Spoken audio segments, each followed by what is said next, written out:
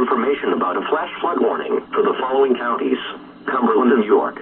The National Weather Service in Gray, Maine has issued a flash flood warning for northwestern York County and southwest Maine, western Cumberland County in Maine, until 7:15 p.m. and 4:05 p.m. National Weather Service Doppler radar indicated flash flooding from a thunderstorm over the warned area.